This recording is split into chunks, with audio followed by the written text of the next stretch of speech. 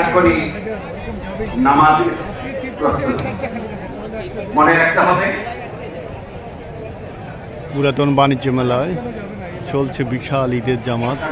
ঢাকা উত্তর city corporation আয়োজনে জামাতের আয়োজন করা হয়। আমরা নামাজের জন্য যে জিনিসটি আমরা আপনাদেরকে অবহিত করতে চাই সেটি হলো এই জুমার নামাজের মধ্যে ঈদের নামাজের মধ্যে পার্থক্য হলো এই, জুমার নামাজের খুতবা হয় আগে, ঈদের নামাজের খুতবা হয় পরে। যার কারণে আজকে একটি সর্বনাশ কেউ কেউ করে ফেলতে পারে, সেটি হলো নামাজটিও ওয়াজিব, খুতবা শোনাও ওয়াজিব। দুইটি ওয়াজিব আজকে আদায় হবে, দুইটি ওয়াজিব আজকে আদায় হবে। কিন্তু আফসোস আজকে স্যাটেলাইটে ধরা পড়বে, ক্যামেরাতে ধরা পড়বে, এই ময়দানের মধ্যে কোন কোন রোজাদার মনে করবে নামাজ তো শেষই হয়ে গেছে, আমি এবার বাসার দিকে যাই। কিন্তু খুতবা যেরকম নামাজ যেরকম ওয়াজিব, ঠিক তেমনি ভাবে নামাজের পরে যে 5 থেকে 7 মিনিট খুতবা হবে সেটিও ওয়াজিব।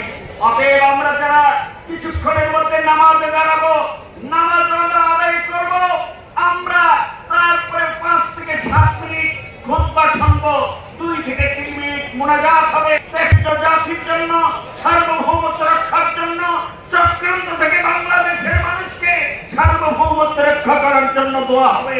আমরা নামাজও পড়ব, খুতবাও শুনবো, দোয়াও ইনশাআল্লাহ করে দেব। কারা কারা একটা হাত তুলে আল্লাহু আকবার বলি, আল্লাহু আকবার।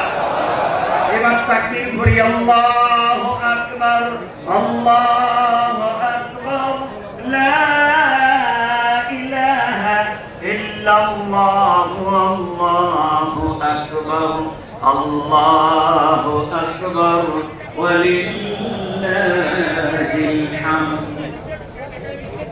এই কাছে আগত তাওহীদি জনতা মুসা আলাইহিস সালাম বললেন, আল্লাহ আপনার সাথে কথা বলতে এত মজা লাগে, আপনাকে দেখতে জানি কতটা স্বাদ লাগছে।